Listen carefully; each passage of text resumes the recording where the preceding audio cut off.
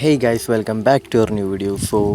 On this video we are gonna look how we can disable the low inventory notification on Tool4seller app. So when you open the app, just open the Tool4seller app. So when you open the app, here we can see the me option or our profile option on the bottom right corner.